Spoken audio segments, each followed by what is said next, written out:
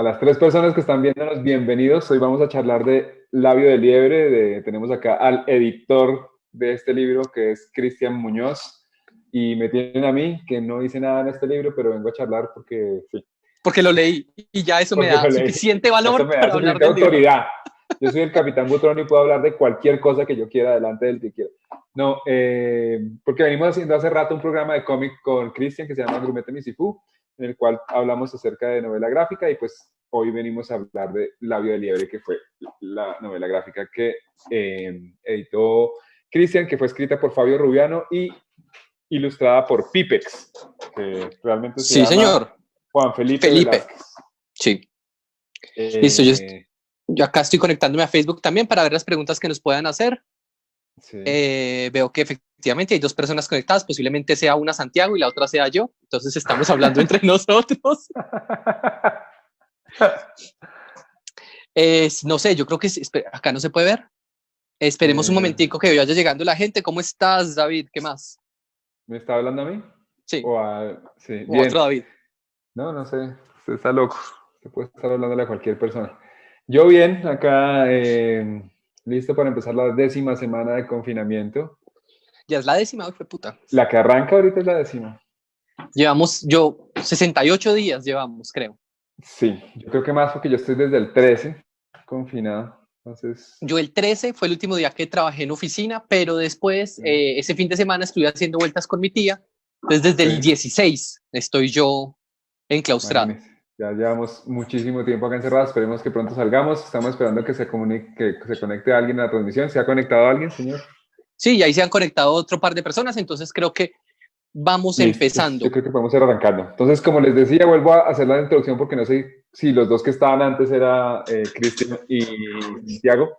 Pero bueno, hoy venimos a hablar de este libro que es Labio de Liebre. Esta es una adaptación de la obra de teatro Labio de Liebre de Fabio Rubiano. Estamos hablando acá con el editor del libro, Cristian Muñoz, editor de Cómic en Planeta. ¿Cómo estás, Cristian? Rey, muy bien, muy bien, muy bien. Engordando y trabajando desde casa. Sí. Contento de que nos hayan invitado a FICO, que nosotros habíamos estado en FICO, pero como personas que están asistiendo y haciendo bulla, incordiando a los participantes de verdad, y ahora somos participantes de verdad. Bueno, entonces, muy contento. Bueno, entonces, como les estaba contando, La vida de Liebre es una adaptación de la obra de teatro de Fabio Rubiano que se presenta en el Teatro Petra. Y nada, vamos a arrancar con la vuelta. Entonces, si quieres, cuéntanos algo de pronto de cómo comenzó el proceso y por qué se decidió hacer una adaptación de una obra de teatro a cómic, que digamos que no es una adaptación muy común, es más común que se adapte de cómic a otra cosa que de otro medio. Estaba viendo que se hace el cambio de lo que los gringos llaman de page, from page to stage. Sí. Es más común que cojan cómics y, por ejemplo, un libro del que hablamos hace poco, Fun Home, pasó del cómic. Una obra de teatro en Broadway, sí. Entonces ya pasó a Broadway. Se han hecho obras de Spider-Man basadas en los cómics. Pero digamos que lo normal es que se haga muy pocas cosas se han hecho del teatro al cómic. Pero, por ejemplo, hay hasta manga de las obras de Shakespeare. Sí. Entonces, si no estoy mal, me contaste que uno, o sea, que en efecto a Fabio Rubiano le habían propuesto varias veces que hiciera libros, que escribiera una novela con Labio de Liebre, pero que él siempre quiso hacer fue una novela gráfica. Él fue el que nos contó que él le habían coqueteado otras editoriales diciéndole que querían volver esto, porque es una de las obras más representativas del teatro contemporáneo colombiano, que querían volverle un libro. Y él dijo, no. Y cuando llegó Juan David Correa, el entonces director editorial de Planeta, queremos hacer una novela gráfica, el man dijo, listo. Porque él siempre ha dicho que el teatro está mucho más cerca del cómic que del cine. Entonces se sumó al proyecto. Yo en esa parte no estuve involucrado, a mí simplemente llegaron y me dijeron, se va a hacer esto, y yo, listo. Y luego hicieron una prueba para elegir al ilustrador, y cuando lo eligieron me dijeron, Cristian, hágale. Entonces yo tomé el proceso cuando ya se había hablado con Fabio y ya se había elegido al ilustrador, que por fortuna es un gran ilustrador. De acuerdo a eso me acuerdo, estábamos hablando hace unos días de una cosa y es como del hecho mismo de estar haciendo adaptación de teatro a cómic, y una de las cosas que a mí me llamó la atención es como cómo se mueven los escenarios dentro del cómic. O sea, en el cómic aparecen escenarios que van cambiando recurrentemente y te preguntaba Sí. cómo es, yo no he visto la obra de teatro, te preguntaba cómo es en la obra de teatro ese proceso de los cambios de escenarios y cómo se mueven. El escenario es de Labio de Liebre, es Sí, muy dinámico, es muy, muy, muy dinámico. Empieza con una habitación, con una sala, cocina, un apartamento chiquitito, pues en Noruega, en un país nórdico, y ese apartamento a lo largo de la obra se va abriendo, los paneles se van abriendo y dejan entrar el bosque, dejan entrar la nieve, dejan entrar los personajes, los animales. Hay momentos en los que la puerta no, las paredes se abren y llegan todas las vacas, pues no llegan 400 vacas, pero sí le hacen a uno sí, sentir como que hay 400 público. vacas. Como público uno tiene la convención, si a uno le dicen son 400 vacas, si entran 4, uno dice, ah, listo, son 400 vacas. Entonces el teatro, esta obra en las tablas es muy dinámica, y la única forma que teníamos de transformarlo en viñetas era hacer esos cambios en los que precisamente se abría. Pero Sí. como no es tan fácil en algunos casos explicarlos, nos tocó poner cartelas en el que la casa se abrió y entró todo el bosque, porque no se alcanza a ver el movimiento de las bisagras de los paneles. Sí. Que Es una obra muy bien jalada. no, y de todas maneras es un recurso de adaptación curioso el de utilizar como ese tipo de prosa de guión, ¿no?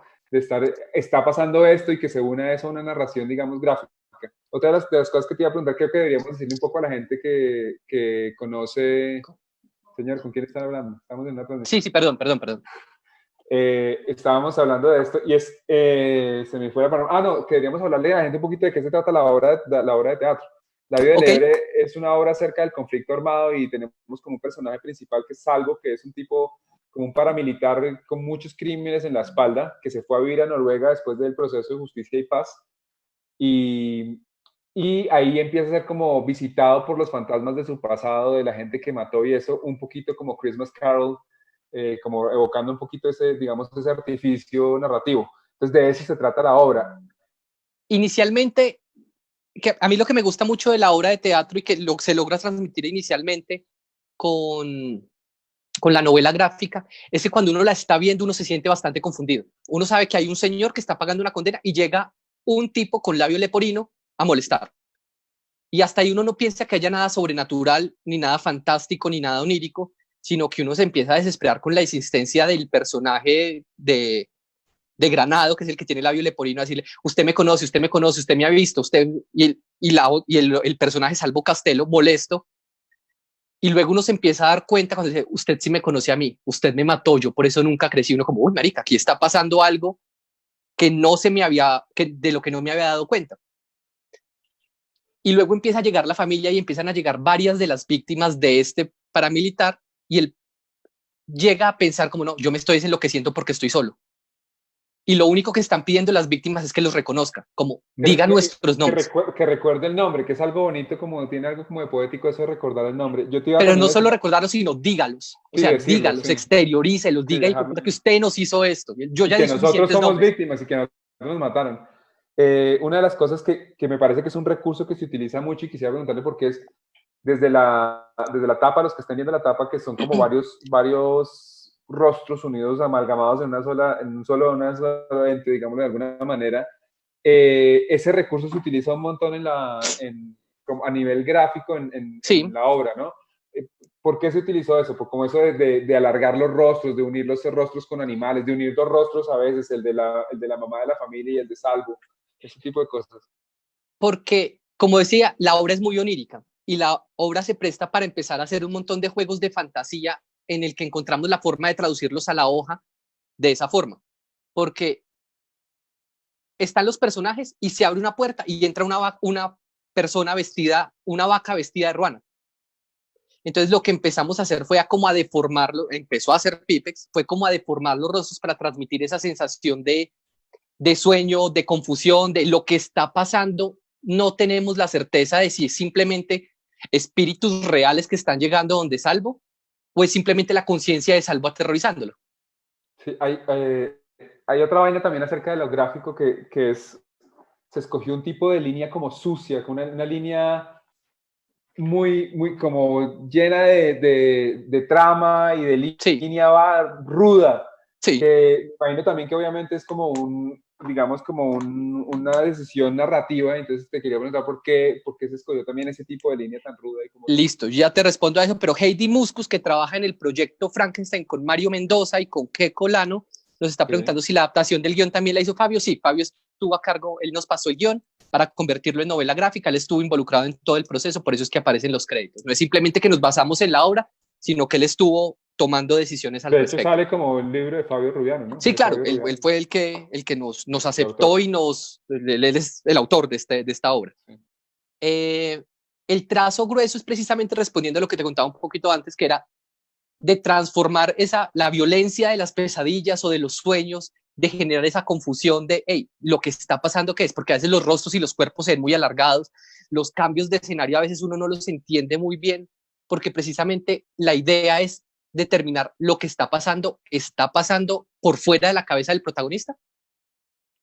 Entonces es como hacerle juego a eso. Bueno, de las muchas cosas que hemos hablado, también estábamos hablando un poco hace unos días del que estábamos hablando del libro de que hay como muchas cosas que son simbólicas dentro del libro. Por ejemplo, hay una relación sexual que mantiene Salvo, el protagonista, digamos, la figura paramilitar, con Sí, una periodista que tiene una relación sexual que uno podría decir que hay como algo de la relación que existe entre los poderes y los medios, como un poco sí. turbio esa relación, y me imagino que de pronto de parte del autor debe ser como una cosa así. Digamos que lo que digamos de qué quiso decir el autor, pues es un juego que nos queda a nosotros Sí, como obvio. lectores y no podemos asegurarlo, pero a mí siempre me ha gustado precisamente eso, y lo estuvimos hablando hace un momento, de los medios jugaron un papel importante en la violencia, los medios de comunicación han jugado un papel importante en todas Juegan. las violencias estructurales de los gobiernos. Lo vimos en Ruanda, lo vimos en Serbia, lo vimos bueno, en todo el conflicto balcánico, y lo vimos aquí. Los medios colombianos estuvieron aliados con el paramilitarismo y los narcotraficantes. Hubo personalidades que estuvieron relacionadas con Pablo Escobar, con Mancuso, y creo que la forma en la que nos presentan a nosotros las noticias hace que el grueso de la población entienda la sociedad, según lo que le dicen los medios de comunicación. En el libro y en la obra se dice la periodista que se alía con Fabio, con Salvo, que termina siendo una víctima. Ella dice, nosotros le ayudamos a usted, nosotros también lo protegimos de las cagadas que usted cometía. Nosotros decíamos que usted era un tipo inteligente, teníamos consejos de redacción en los que teníamos que hablar de qué tenía que decir usted y cómo teníamos que venderlo. Hasta le recomendamos qué zapatos utilizar para ir al Congreso. Y se acuerdan también, se acuerda uno de esos momentos en los que también Carlos Castaño nos era vendido también como un tipo brillante, inteligente, Claro, culto. No, es un patriota de alguna manera, una cosa así claro. nos lo vendieron un poquito. Y el discurso que tiene Salvatore Mancuso en el Congreso es la base del discurso que tiene Salvo en el Congreso en la obra. Porque él dice, nosotros creamos un paraíso para ustedes, nosotros no somos culpables, nosotros estamos tratando de erradicar algo malo, nosotros estamos haciendo esto por ustedes porque tenían un cáncer que había que extirpar, que son Es palabras muy fuertes y es un que discurso además, muy antes de hitleriano. eso hay una cosita que usted cita a veces que es chévere, que es la de esa de la vida que nos tocó, cuando está hablando la mamá Milagros, la mamá de la familia que fue asesinada por Salvo. Claro, es muy interesante porque es distinto confrontar a una sociedad por un muerto que no le tocó poner que confrontar a la misma víctima. Y decirle a Colombia como, hey, nosotros matamos a esta gente por su bien, es muy distinto a decirle a la mamá, hey, nosotros matamos a su hija por el bien del resto de la gente. Y Salvo le está diciendo, ustedes no tenían vida, lo que ustedes tenían no era nada. Y la vieja le dice, fue la vida que nos tocó, morirnos de enfermedades que eran fácilmente curables, tener nuestras gallinas, creer en nuestros dioses, alabar las maricadas que nosotros queríamos. Era lo único que nosotros teníamos y nosotros no le estábamos haciendo daño a nadie. Pero el man, entonces, usted fue culpable de lo que le pasó a su hija. Porque finalmente en esta vaina que nosotros hemos tenido que vivir, todos han tenido diferentes niveles de responsabilidad. No, de hecho, hay un personaje que es ese de la hija que se llama, que le dice la Mala. mala, y es la relación que el personaje principal, Salvo, también tiene una relación sexual y como Sí, de novios con ella, y ella le pide que mate al papá porque el papá abusaba de ella. Y de alguna manera, si uno ve eso también, yo lo veo también con una carga simbólica, obviamente, que esos son los paramilitares, ¿no? Nosotros les pedimos a los paramilitares que nos mataran al papá para que nos salvara de los papás que estaban abusando de nosotros. Es como una cosa así de... Y salvo en el libro decimos es que locura. nosotros vamos a matar a los maricas, a los marihuaneros, a los que utilizan el jean pegado, los que utilizan aret. Claro, los paramilitares terminaron matando a todo el mundo que no les gustara. No, se vuelve un poder, obviamente, además un poder que nadie es capaz de fiscalizar. Claro, los primeros que llevaron en los pueblos con el rise, con la llegada del paramilitarismo fueron los maricas, los marihuaneros, todas las minorías que a ellos no les gustaban, lleve. Bueno, entonces es una obra que Fabio siempre ha dicho que es importante el arte de la memoria y cree que muchas veces es la mejor forma de que las personas recuerden lo que hemos vivido. Yo pensaba también mucho en esa gente que vive ya después de estos sucesos tan fuertes en nuestra sociedad, como vive Salvo en Noruega o en el país que sea en el norte, y es esa cosa de vivir.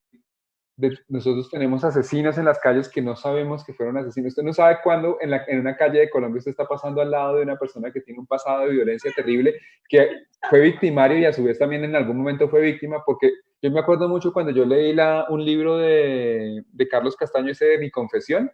Ok. En ese libro de Carlos Castaño, yo me acuerdo que yo todo lo que pensaba durante ese libro es como, esta es una historia de vendetas de familia. Colombia es una historia de solo vendetas de familia, una larga historia de me mataron a mi papá y yo fui y maté al papá y se volvió un mierdero gigante de violencia a punta de historias muy pequeñas, casi sicilianas, hermano. Entonces pensaba mucho en eso y pensaba... ¿Sí? ¿Y pensaba? Ya usted me dice, soy la paloma. Mil disculpas. No, que recuerdo mucho los conflictos en los Balcanes, que muchos de los criminales de guerra aún, pues, cogieron a unos líderes grandes, pero muchos otros están libres por ahí, montan obras de teatro, son medio personalidades y están ahí a pesar de todas las atrocidades que hicieron, a pesar de tener órdenes de captura de la Interpol, y a la gente le toca convivir con esos victimarios. Entonces es muy extraño porque yo creo que nos hemos cruzado con asesinos y con todo lo que quiera por la calle, pero pensar que hicieron parte de una estructura organizada que estaba unida al... O sea, pensar en ese nivel de estructura criminal es distinto. Es chistoso. Eso mismo pasó, por ejemplo, en Alemania después de la Segunda Guerra Mundial. Konrad Adenauer, que fue el canciller después de la Segunda Guerra Mundial, puso a mucha gente que trabajó con los nazis y que fueron nazis en el gobierno. Sí. Pero no era una cosa de trabajar con nazis, sino que el man decía, es la gente que sabe hacer esto que no necesito que hagan. O sea, escogió gente que son las dificultades de una cosa del posconflicto, ¿no? Pero bueno, eso, digamos que eso ya nos vamos por otro lado y no seguimos tocando el tema del libro. Otra cosa que estábamos hablando es el uso ese de cómo los humanos se convierten en animales en el libro. Y yo quería preguntarles si en la obra de teatro también está ese recurso y lo usan. En la obra de teatro, una de las cosas que a mí más me gustó es la personificación, humanización de los animales. En la obra de teatro, cuando llega la periodista por primera vez, dice, vamos a entrevistar a las vacas de la masacre. Y llega una vaquita vestida de ruana a contar la historia que en la novela gráfica cuenta una calavera de vaca. Y es decir, como, no, a nosotros nos robaron unas personas y luego llegó Don Salvo y nosotros nos tranquilizamos porque pensamos que él era amigo de nuestro patrón y nos empezó a matar. Y es muy interesante, pues a mí me pareció supremamente fuerte el que Fabio Salvo, como es el mismo, entonces me confundo, cuando Salvo empieza a decir simplemente, fue una masacre, las vacas, es una masacre, y él dice, una masacre para los tendones, 2 tiros por vaca, 400 vacas en media hora, eso es una masacre para los tendones. 800 balas. No, además que es de verdad como el nivel de actos no solamente atroces, sino incluso como, ¿cuál sería la palabra? Absurdos de la guerra, sí. De llegar usted a ir a matar 400 vacas. A degollarles el perro a completo. Y uno sabe eso porque uno sabe de personas a las que llegaron los paras a matarles el perro. Y es increíble como el nivel de costumbre al que hemos llegado nosotros, que hablamos incluso de eso también del libro, que el libro leído 6 años después de haber salido por primera vez la obra de teatro, empiezan a encontrar como lugares comunes a los que nos hemos acostumbrado, pero es terrible que nosotros, o sea, para nosotros en Colombia sea un lugar común que hayan degollado gente y jugado fútbol con la cabeza. O sea, claro, es muy fueputa pensar en ese tipo de cosas. Es nuestra guerra, imagínate. Exacto, pero entonces, en el momento en el que se hizo la obra, no era un lugar común. O bueno, sí lo era, pero no para la población, para el grueso de la población urbana. Nosotros no sabíamos que, o no creíamos que pasaran ese tipo de cosas, pero ahora lo sabemos. Y ahora podemos decir que jugar fútbol con cabezas degolladas es un cliché, pero pues puta, es algo que pasó acá. Eso es a lo que voy, o sea, es algo a lo que nos acostumbramos a vivir. Y lo que dice ahí el personaje que realmente lo dijo fue HH en una de las sentencias es, nosotros sí cortábamos cabezas, pero nosotros no jugábamos fútbol, nosotros no somos unos salvajes, nosotros solo cortábamos cabezas. Marica, creo que hacíamos la mitad más bárbara de todas. Pero además jugar fútbol con una cabeza no debe ser fácil, una cabeza debe pesar mucho.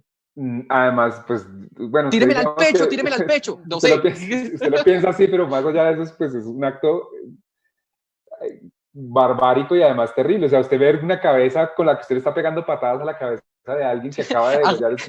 Hágame famoso. No, marica, no sé. A los dijes. Bueno, otra cosa que uno ve en el libro es un desarrollo de color que va, no sé si acá lo alcanzamos a ver. ¿Hay alguien viéndonos? Sí, tenemos 11 personas viéndonos, maravillosamente. Bueno, los 11 que nos están viendo, acá se ve como pasa de unos colores muy fríos, obviamente porque está en un país frío como Noruega, que también pienso que eso se escoge, ahorita lo sigo hablando, a unos colores más vibrantes y más calientes, que es cuando llega ya acá la narración ya llega acá al trópico, digamos.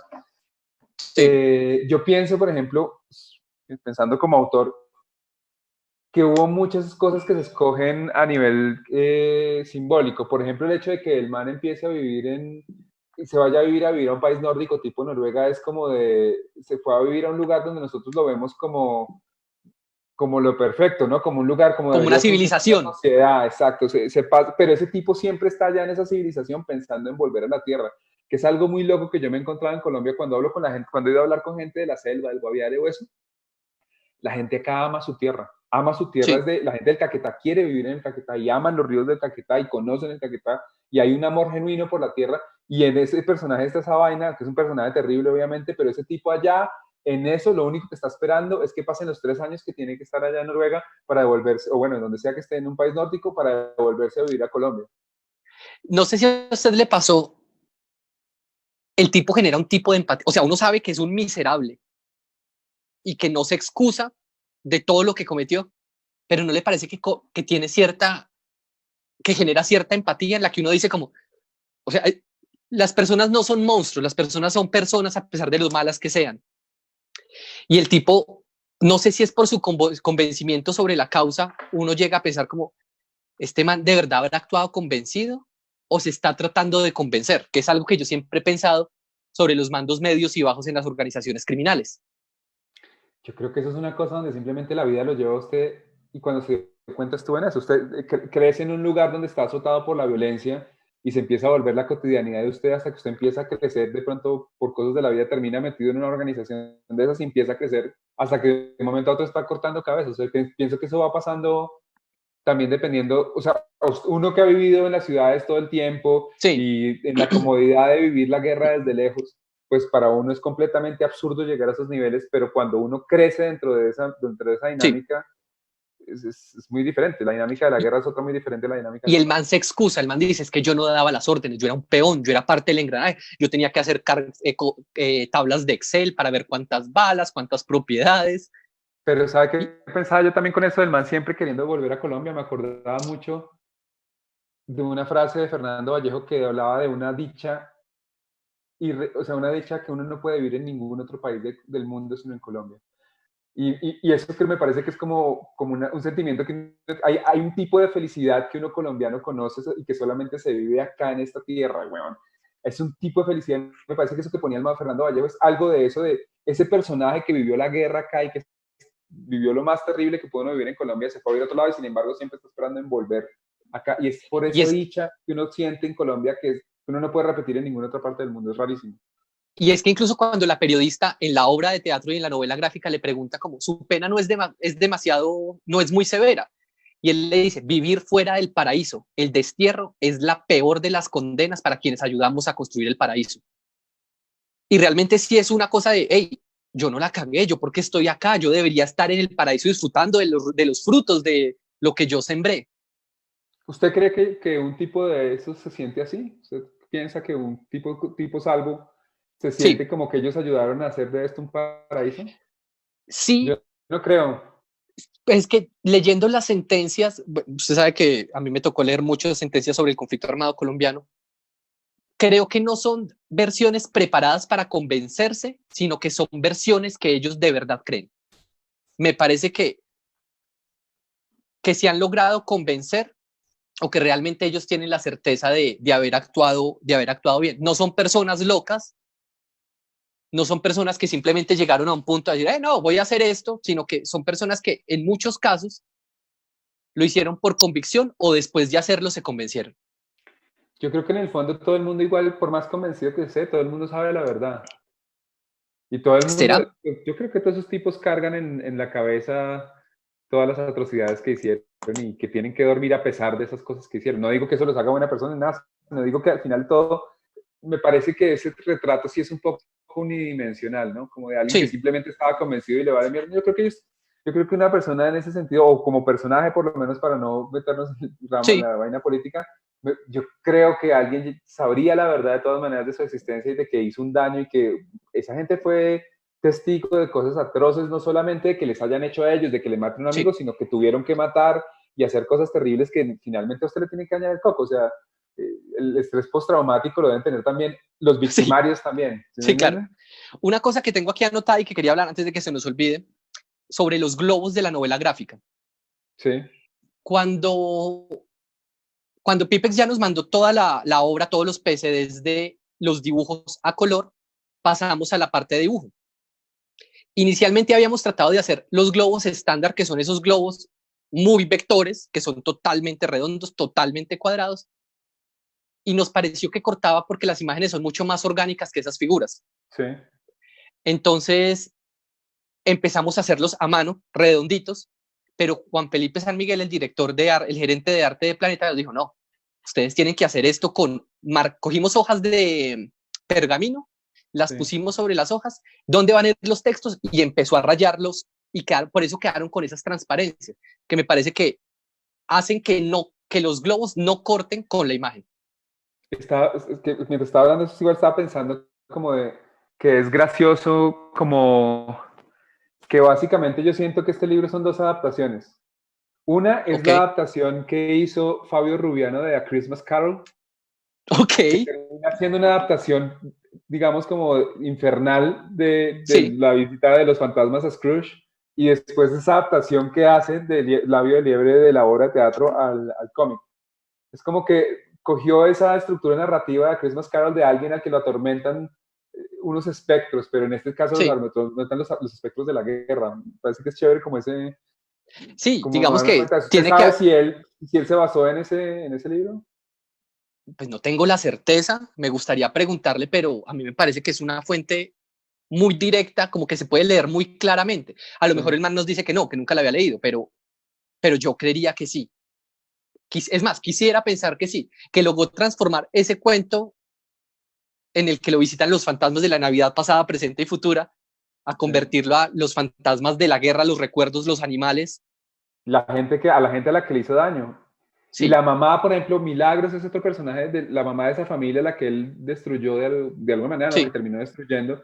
Es un personaje también raro porque uno, obviamente es una víctima y es el personaje en el que, al que uno trataría siempre de tirar la simpatía y la empatía hacia ese personaje, pero uno va sí. descubriendo también cosas de ella que hizo terribles, ¿no? Y que también ayuda a que abusó también de alguna manera de su familia.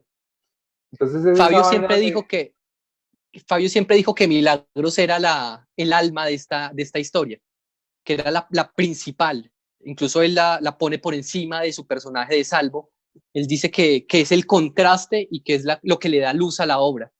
A pesar de que cuando uno va avanzando en la lectura o cuando está viendo la obra, uno se da cuenta que no es tanta luz. El hecho de que sea víctima no la exime de sus propios pecados. Yo pienso que eso es un poco lo que somos nosotros también como colombianos, o sea, Como colombianos o como personas en general.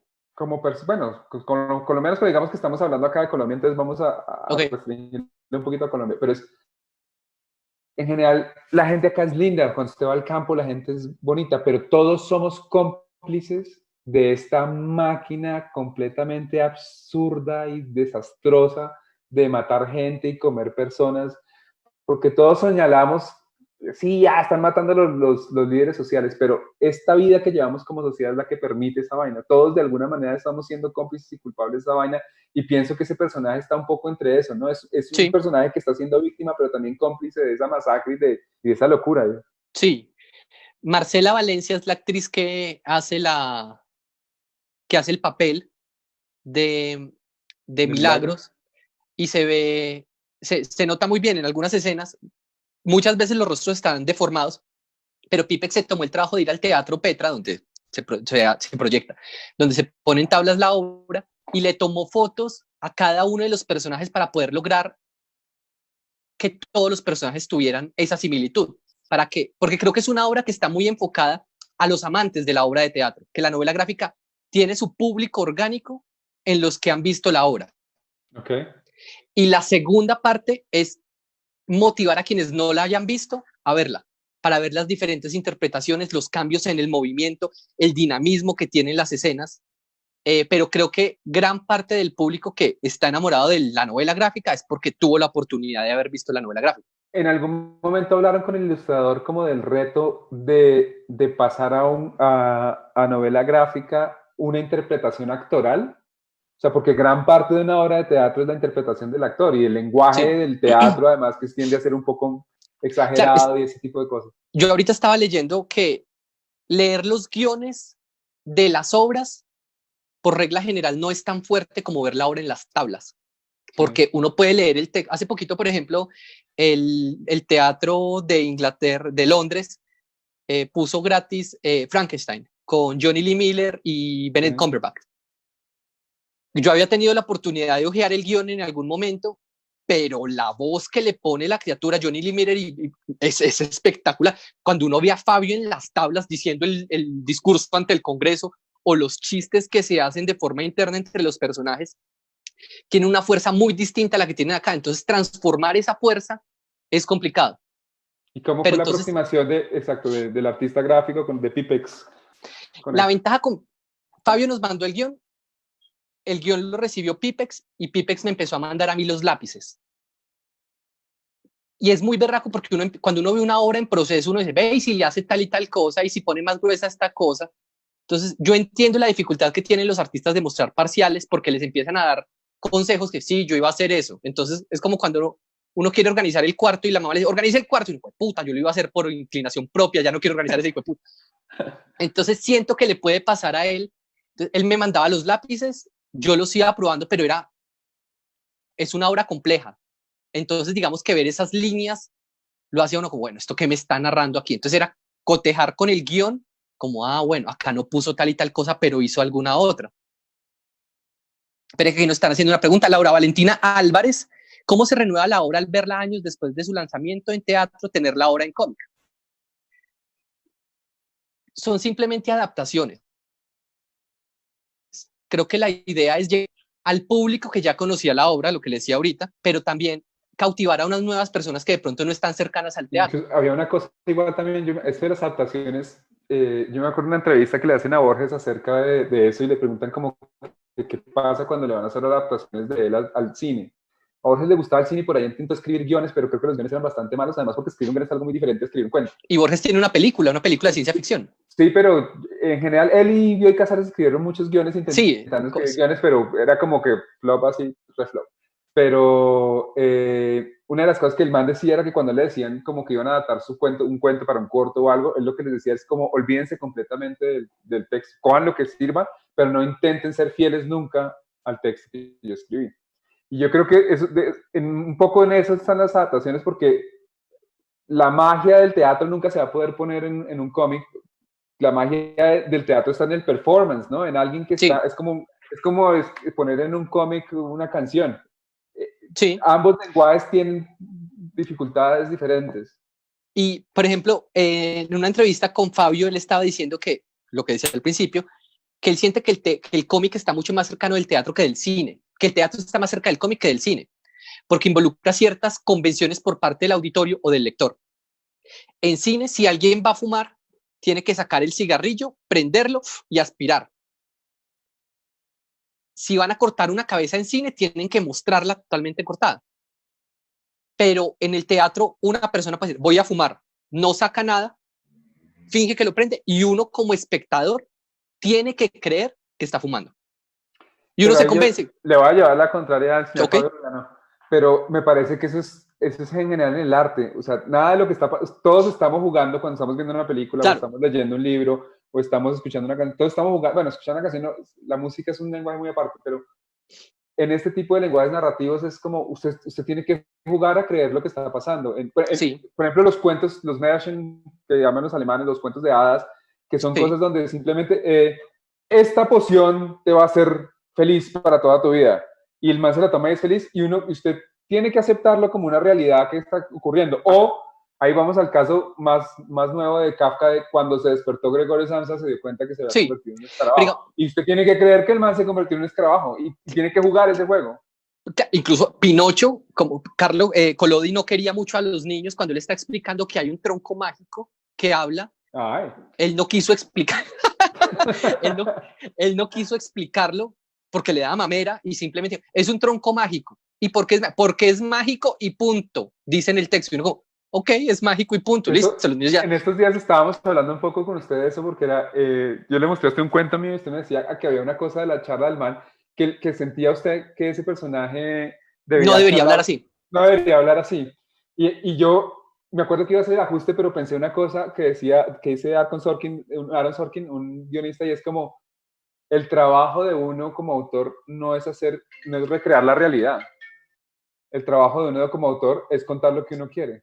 Ese Sí, man y habla que así digan lo porque que uno yo digo quiere. que habla así. Si uno es capaz de hacer que la gente, pienso yo a nivel autoral, si usted es capaz de hacer que la gente crea en ese personaje a pesar de lo que sea, ese man puede decir lo que se le dé la gana. O sea, y no sé por qué estamos hablando de esto, ya se me fue la palabra, pero... Ah, por las convenciones, por eso de fumarse Sí. cigarrillo y no fumarse. Y pienso que eso no es solamente concerniente al cómic, sino que es concerniente A a cualquier muchos, obra de teatro. pero digamos Suspension of comparado con Disbelief el se llama eso en cine, inglés. uno en el cine, muchas veces las películas de La Roca, se Pero cae sí, el carro que queda colgando de una cosa y no como sí. marica, eso, o sea, no sé, uno con el cine es mucho más estricto en es mucho menos laxo con las convenciones, porque eso no pasa, Pero eso no es por así. ejemplo, ¿se acuerdan Hook, la guerra de comida? Cuando no hay comida y Peter Pan, Claro, él tiene que volver a jugar a que eso es comida. Y yo siento que la relación del público con la obra, con cualquier obra, con una obra de teatro, con el cómico, eso, es pretender que en ese plato vacío que estamos viendo hay una comida. Entonces, claro, digamos pero que no, sí, tiene razón, pero usted podría hacer eso mismo en el cine. Yo podría hacer esto en el cine si yo quiero. Es más, debe haber alguna película. Hay una película de Antonioni de un tipo que recoge una bola de tenis, me acuerdo, y es invisible. Y se la bota a otro man y el man la hace y la recibe. Porque pues, al fin y al cabo lo que no estás jugando con diferentes lenguajes o símbolos. hay una película que se llama Alphaville o Dogville, que todo se desarrolla en un espacio negro en el que las Sí, casas de no las existen, contidas. sino que están. Eso es jugar con esas convenciones. Claro que esa es muy teatral. Sí, pero es una película. Sí, claro. No, sí, tiene toda la razón, tiene toda la razón. Entonces, sí, pienso que va más allá. Bueno, nos fuimos un poquito del libro, Sí, perdona, nos fuimos Santiago. lejos, mil disculpas. Sigue gente viendo, hay alguien preguntando alguna Hay cosa. gente que nos está viendo, no preguntan mucho. Me imagino que todo está clarísimo porque somos supremamente elocuentes. Pregúntenos algo. Pregúntenos alguna cosa que quieran saber sobre la obra. O en general, ¿por qué tengo los ojos tan lindos? Mi mamá era así, es así. Ok. Sobre la obra, ¿qué más nos falta por decir? Nosotros tenemos algunas notas sobre eso. No, pues ya Bueno, hablamos. una cosa curiosa es que en la obra de teatro, Marinda Sosa, Mala, Sí, es pintada como una chica muy, muy, muy joven, 12, 13 años, en la que hay escenas en las que la violan o tiene relaciones sexuales consensuadas. Pipex dijo, marica, yo no puedo dibujar una relación sexual con una niña así. Por eso es que en la obra ella se ve mayor, sí.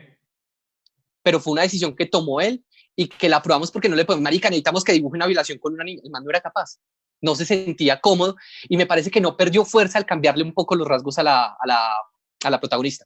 No la siente uno nunca como una niña, eso sí es verdad. O sea, usted Sí, nunca siente que está pasando eso con una niña chiquita. ¿Qué pasó? Los colores, Rubiano Sigo explicó. No entendí, Laura. Ve, Marcela. No, supongo que es que Rubiano dio una charla en la Filbo virtual donde habló del libro y creo que tocó el tema por encima. Creo que a eso se refiere. Claro, lo que tú decías inicialmente y es que empieza con unos colores muy azules, muy de nieve, muy nórdicos. Ríos, sí. Cuando la casa se empieza a abrir, empieza a convertirse como en colores mucho más tropicales, pero cuando el tipo se empieza a estresar, cuando el tipo incluso se empieza a, estoy solo, nadie me está tocando. Entonces, sí, ¿y quién le puso esto? Aquí no me está hablando nadie. Sí, ¿y quién lo está tocando? Nadie me está tocando. Ya se empiezan a convertir en unos colores mucho más pasionales, mucho más rojos, que por eso es que termina con un gran rojo saturado y el man gritando algo que no les voy a hacer el spoiler para quien no haya visto la obra o la novela gráfica. Que el final de la novela gráfica y el de la obra es distinto. ¿Sí? Solamente por los signos de admiración y de interrogación se le cambió el sentido a lo que estaba pasando. Y eso fue una idea de Fabio. Eso me parece chévere además porque es un recurso literario. O sea, y son solo dos signos de admiración o de interrogación que cambian la lectura del final. Chévere ese recurso además. Sí. Es un recurso de letras, ¿no? O sea, de lo que es la letra. Me parece bonito sí. eso. Fabio fue un tipo muy amable durante todo el proceso y realmente él no tuvo mayores objeciones a todo lo que le estábamos diciendo. Sí. Fabio, necesitamos hacer tal y tal cosa. Incluso yo entendí que a él le pasaron las 3 propuestas de los ilustradores y hubo consenso en no, el que va a ser Pipex. Sí. Y les gustó mucho con la prueba que hizo, que él, normalmente yo le paso los archivos a él para que haga la presentación. Yo no los puedo compartir porque se me dañó el computador y estoy desde el iPad, pero realmente sí hubo una transformación entre lo que se hizo inicialmente, la propuesta y cómo fue evolucionando. Había cosas que había que cambiar del texto, en la que yo, Fabio, necesito cambiar esto, porque Fabio a veces tenía como, tal persona está corriendo y mientras corre dice tal y tal cosa. Y yo, Fabio, no lo puedo poner corriendo, necesito decirlo en esta página. Y me dijo, no, listo, hágale. ¿Te parece? Y lo digo así, sí, listo, pero perfecto. Yo me acuerdo en la charla que dio en la Filbo hablaba mucho de eso, que incluso cuando él trabajaba en los textos para teatro, que me parece que es algo que uno se va dando cuenta a medida que uno va trabajando en cosas, y es como que hay muchas cosas que a uno le pueden parecer muy bonitas, pero a veces no funcionan. Sí. Por ejemplo, esto, cuando le mueven los textos, me parece que es una inteligencia autoral uno darse cuenta de que hay alguna cosa que no funciona y por más que uno la ame, quitarla, que me recuerda una historia de Keith Jarrett, famoso pianista de jazz que tocó con Miles Davis, y Miles Davis antes era reconocido por esas baladas de jazz que tocaba súper bonitas en la trompeta, y entonces Miles Davis tuvo un montón de cambios, y eso fue un poco a lo Bowie, que pasó por muchos estilos de música, y en esas entonces Keith Jarrett ya le pregunta a Miles como, oiga Miles, ¿usted por qué dejó de tocar esas baladas tan bonitas que usted tocaba? Y Miles le dice, porque las amaba mucho. Uy. Entonces Keith Jarrett dice como, ese es el signo de un verdadero artista, es cuando se da cuenta que a veces, por más que uno quiera algo, tiene que dejarlo ya pasar. Y me ha pasado con autores en los que uno les dice, venga, este texto, a veces ponen, yo siempre he pensado que si uno va a mostrar algo, es para que pase algo. Si uno muestra el revólver es para que se dispare. Uno no hace un close-up de un revólver si no va a pasar nada con ese revólver. Excelente analogía, paisa. Ok. Adelante, sí. Fue puta, sí. Bueno, el caso es que con otros autores me ha pasado que hacen el close-up de algo y yo, pero con esto no pasa nada. Pero es que me gusta la figura y yo, pero no va a pasar nada. No está sumando nada, está poniendo un elemento chimbo ahí, lo quiero dejar. Y finalmente los autores siempre son los dueños de su obra. Y uno como editor no hace más que sugerirles cosas. Y si eso es ya... un juego de la vanidad también, ¿no? O sea, sí. Me parece que eso es un símbolo de madurez, es poder darse cuenta que puede que un adorno se vea muy bonito, pero si solamente es un adorno, pues hay que quitarlo. Si no está cumpliendo una función más allá de la estética. Entonces Fabio siempre fue muy cuidadoso en que, y él lo dice en esa entrevista en la que dijo, pero cuando yo le dije, Fabio, necesitamos cambiar esto, y eran pedazos bonitos o alguna cosa con fuerza, pero no me funciona, porque esto es otro formato. Pues listo, chao. Pero con toda la tranquilidad de saber que era para beneficiar la obra. Sí. Entonces, digamos que es un tipo... No, es un pues tipo suena como un proceso bacano con alguien bacano. Sí, digamos que cuando uno... uno ha trabajado con diferentes tipos de escritores y haber trabajado con él, pues aparte de haber sido un honor, fue muy divertido y fue cero problemático y realmente fue aceptando todas las sugerencias porque sabían que iban en pro de la obra. ¿Qué dice nuestro público? Por ahora no, simplemente la última es lo de Marcela Rodríguez, los colores rubianos, Sigo explicó, que creo que fue lo que acabamos de decir. ¿Cuántos quedan? ¿Cuántos nos siguen viendo? Necesitamos saber esos números. Estábamos en 15, acabamos de bajar en 12 porque usted se puso a hablar de los ojos, creo. Fue mucho, la belleza fue demasiada. Bueno, otra cosa, ya que hablamos de los globos ahorita, también tenemos que hablar de la tipografía. Hay un montón de decisiones que se tienen que tomar al momento de hacer un libro y sobre todo un cómic, que a veces son invisibles, pero es escoger la fuente, el tamaño. Entonces, hay unos fragmentos en los que la letra está manuscrita. Sí. Entonces, nosotros inicialmente dijimos, ¿será que...? A mí me gustan mucho los libros, los cómics en los que la letra es a mano. Me parece que a veces funcionan muy bien. Y es muy de autor, además, es muy del autor. Y es muy de autor. Entonces, no es tan fácil para hacer las traducciones. Entonces, por ejemplo, todo lo que nosotros conocemos de Alan Moore, todo eso viene con fuentes. Pero algunos trabajos, por ejemplo, ahorita estoy trabajando con una ilustradora, con una autora muy buena que va a hacer todo el trabajo en acuarela. Y yo, pero no podemos, yo siempre dije, si la ponemos en una fuente, grave error. me vas a cortar todo eso y listo. Me demoro un mes más, pero yo lo hago a mano. Entonces, con este libro, lo que hicimos fue sentarnos con Juan Felipe San Miguel, que fue uno de los tantos artífices que tuvo este libro, y el libro no sería tan lindo si no hubiera sido por la participación de él, es la decisión de los globos, que eso nos tomó varios días porque era sentarnos con hoja de papel calcante sobre la hoja impresa y empezar a rayar, luego a escanear, darle la transparencia, escoger la fuente. Pero entonces, en los que no hay globos, por ejemplo, cuando se les grita puta, o cuando el man está viendo porno, que empieza a gritarle así, más duro, que se empiezan a meter las vacas, pues, metámosle la fuente ahí, y se vio feo. Le pedimos a Pipex que lo hiciera, pero la letra de Pipex no es bonita, o no era tan clara, o el marcador estaba malo. Entonces le tocó después a San Felipe a San Miguel, empezar a escribir para que nos diera la sensación que nosotros queríamos transmitir. Pero entonces, realmente en un... ¿Quién es San Miguel? ¿Quién es? Porque no, o sea, está hablando del... Juan Felipe San Miguel. Exacto. Juan Felipe San Miguel es el director, ya lo había dicho, solo que usted no me pone cuidado. Perdón. Es el gerente de arte de Planeta, que me ha enseñado un montón y que fue el encargado de la diagramación.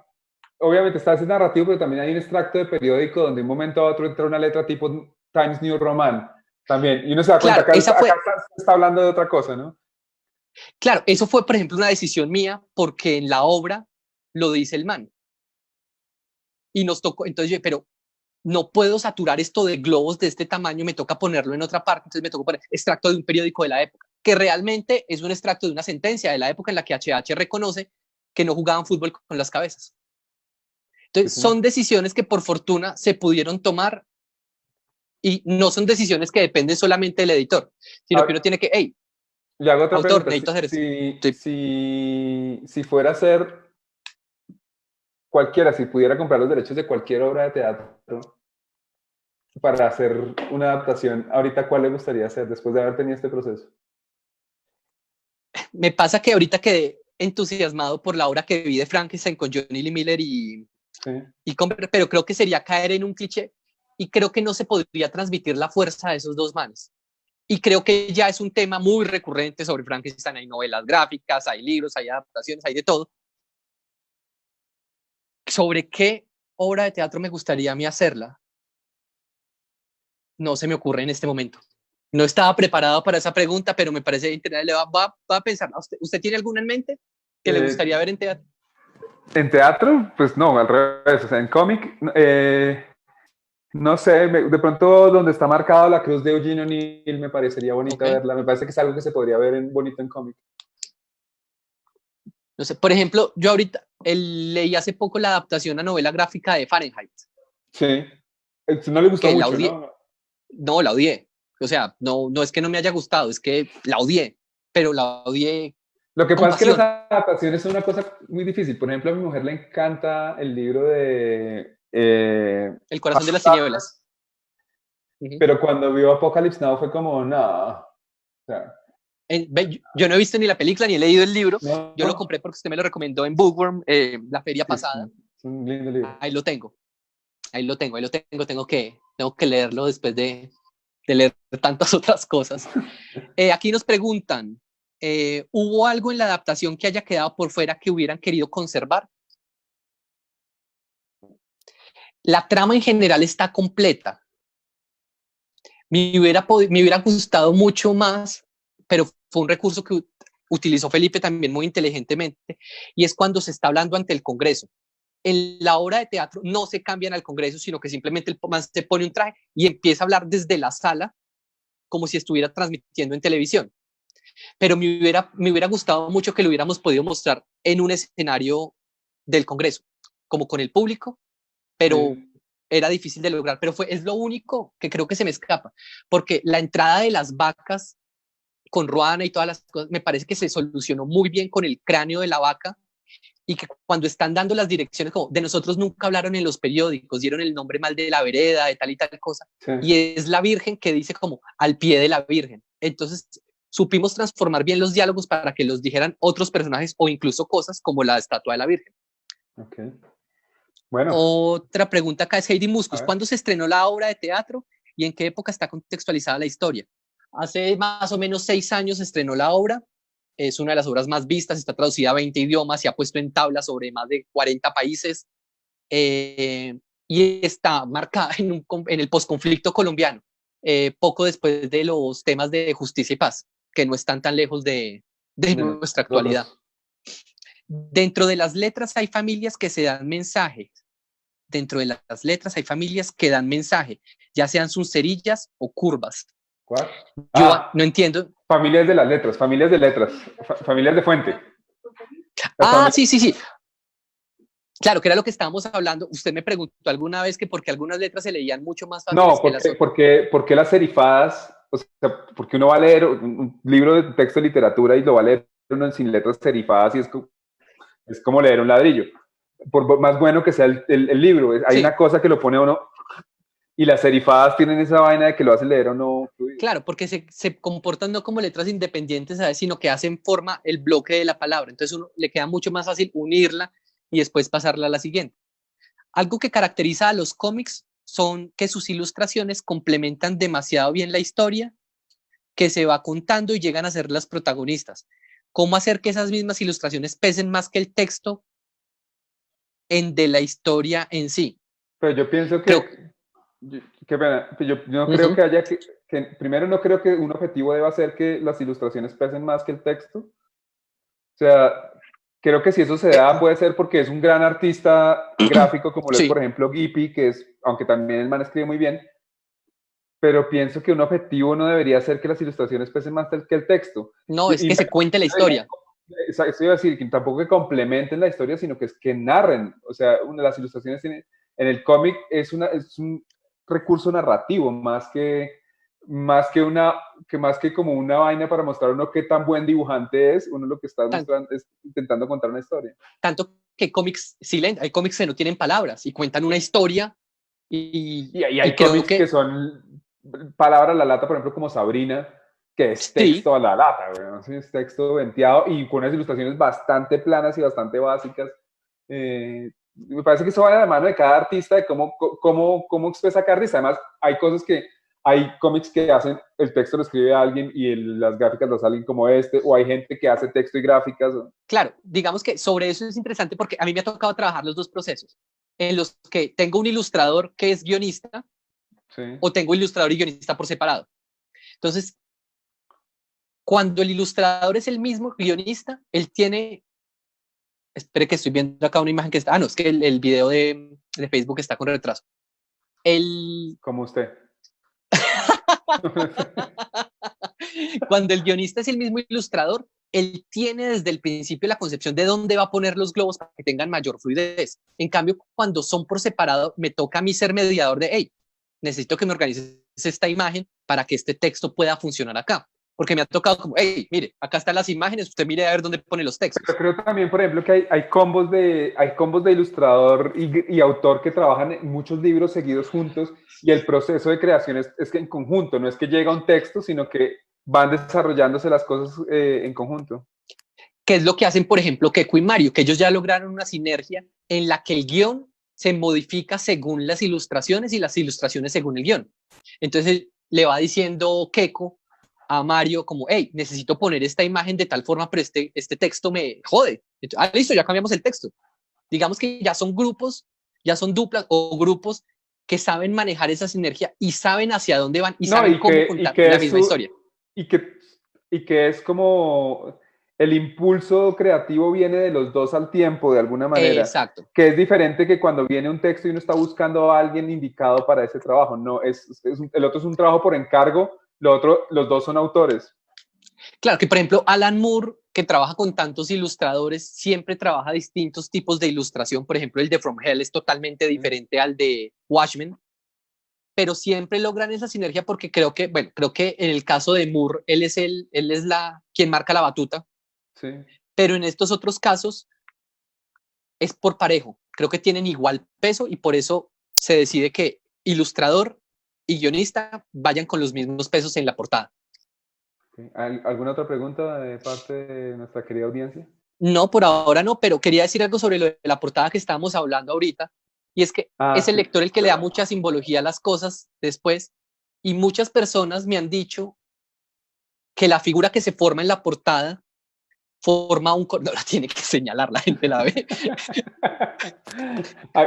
Miren, la gente cree que forma, o cree no, ve un corazón, y creen que de pronto hay algún simbolismo escondido detrás de eso. Y me parece bonito que cada uno le empiece a dar lecturas, porque a veces las obras uno las manda al mundo y ya es cada uno, yo creo que esto simboliza tal y tal cosa. Y son las lecturas personales, creo que se enriquece las obras y a veces uno ve, esto se puede interpretar de tal forma. El problema es cuando se tratan de universalizar y decir, esto significa tal y tal cosa. Que es lo que ha pasado con muchos libros como canónicos, tipo... Sí. Como la Divina Comedia, que tiene que esto significaba tal cosa que Dante, bla, bla, quién sabe simplemente si Dante odiaba del man el que estaba hablando y les dio por meterlo en el infierno, pues le dio la gana. Sí. Claro, él mete mucho a los Borgia, entonces cuando hablan, no sé, de una serpiente, esto significa el papá de los Borgia por tal y tal. ¿Será? Aunque bueno, obviamente era un momento en el que se escribía con mucha...